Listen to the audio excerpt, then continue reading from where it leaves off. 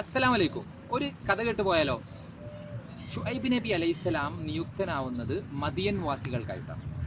മദിയൻ വാസികളുടെ പ്രധാന ഉപജീവന മാർഗം എന്തായിരുന്നെന്ന് അറിയോ? കച്ചവടമായിരുന്നു കേട്ടോ. അള്ളാഹുവിൽ ഒട്ടും വിശ്വാസമില്ലാതിരുന്ന ഇവർ ഇടപാടുകളിൽ സത്യസന്ധതയോ നീതിയോ തീരെ പാലിച്ചിരുന്നില്ല. കൊടുക്കൽ വാങ്ങൽ കാര്യങ്ങളിൽ വൻ കൃത്രിമവും ചതിയുമായിരുന്നു കാണിച്ചിരുന്നത്.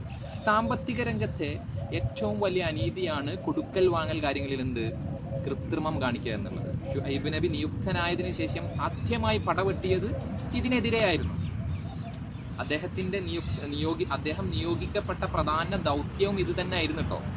തൻ്റെ ജനത ഷുഐബ് നബിയോട് പറയുന്നുണ്ട്, ഞങ്ങളുടെ ധനം ഞങ്ങൾ ഇഷ്ടം പോലെ ഞങ്ങൾ കൈകാര്യം ചെയ്യും, അതിനെ ചോദ്യം ചെയ്യാൻ നീ ആരാണ്? അതേപോലെ മറ്റൊരു സന്ദർഭത്തിൽ കാണാം നമുക്ക്, ഷുഐബെ നിനക്ക് ആരോ മാരണം ചെയ്തിട്ടുണ്ട്, നീ ഞങ്ങളെപ്പോലെ വെറും ഒരു മനുഷ്യൻ മാത്രമാണ്, നിന്നെയും നിന്റെ വിശ്വാസികളെയും ഈ നാട്ടിൽ നിന്ന് ഞങ്ങൾ പുറത്താക്കും, അങ്ങനെ ചെയ്യണ്ടെങ്കിൽ നീ ഞങ്ങളുടെ മാർഗത്തിലോട്ട് മടങ്ങി വാ. അങ്ങനെ പോകെ ഒരു സിറ്റുവേഷൻ എത്തിയപ്പോൾ ധിക്കാരികളായ ഈ ജനത സത്യത്തിലോട്ട് മടങ്ങുകയില്ല എന്ന് ഷുഐബ് നബിക്ക് ബോധ്യപ്പെടുകയാണ്. അങ്ങനെ അല്ലാഹുവിൻ്റെ ശിക്ഷ വന്നെത്തുകയാണ്. എങ്ങനെയാണെന്നറിയോ? ഒരു ഘോര ശബ്ദം കൊണ്ട് ആ ജനതയെ നശിപ്പിക്കുകയാണ്. അപ്പോൾ നമ്മൾ ആലോചിക്കേണ്ട കാര്യം എന്താണെന്ന് വെച്ചാൽ, ഒരു പ്രവാചകൻ, ആ പ്രവാചകൻ്റെ പ്രധാന ദൗത്യം എന്താണെന്നറിയോ? തൻ്റെ ജനതയുടെ സാമ്പത്തിക അച്ചടക്കം.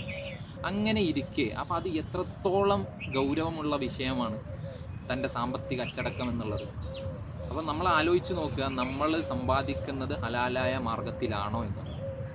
ഉപകാരപ്പെടുന്ന അറിവിൽ ഉൾപ്പെടട്ടെ എന്ന് പ്രാർത്ഥിച്ചുകൊണ്ട് ജസാക്കല്ലാഹ് ഖൈർ.